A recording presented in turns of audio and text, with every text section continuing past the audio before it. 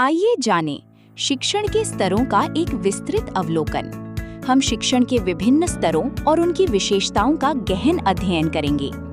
शिक्षण प्रक्रिया को 6 प्रमुख स्तरों में विभाजित किया गया है। ये हैं स्मृति स्तर, बोध स्तर, चिंतन स्तर, अनुप्रयोग स्तर, विश्लेषण स्तर और मूल्यांकन स्तर। प्रत्येक स्तर शिक्षण को प्रभावी बनाने के लिए महत्वपूर्ण है। शिक्षण के 4 मुख्य स्तरों को देखते हैं। स्मृति स्तर में तथ्यों को याद करना, बोध स्तर में अर्थ समझना, चिंतन स्तर में विश्लेषण करना और अनुप्रयोग स्तर में ज्ञान को व्यवहार में लागू करना शामिल है। शिक्षण स्तरों का पदानुक्रम निम्न स्तर से उच्च स्तर की ओर जाता है: स्मृति, बोध और चिंतन। प्रत्येक स्तर पिछले स्तर पर निर्भर करता है और अगले स्तर की नींव रखता है। स्मृति स्तर शिक्षण रटने पर आधारित होता है। ये शिक्षण का प्रारंभिक स्तर है जहाँ विद्यार्थी जानकारी को याद करते हैं। इस स्तर पर याद रखना समझ से अधिक महत्वपूर्ण है।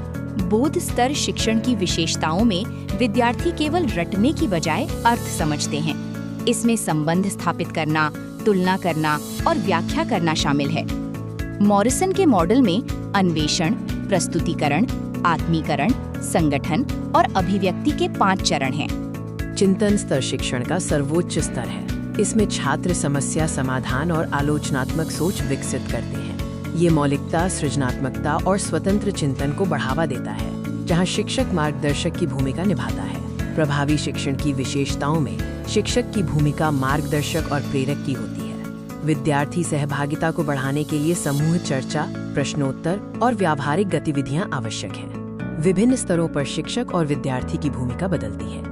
प्राथमिक स्तर पर शिक्षक केंद्रित होता है, जबकि उच्च शिक्षा में सहभागी शोध और समान स्तर पर चर्चा होती है, जहां शिक्षक एक साथी की भूमिका निभाता है। अतः शिक्षण के विभिन्न स्तर शिक्षा प्रणाली की नींव हैं।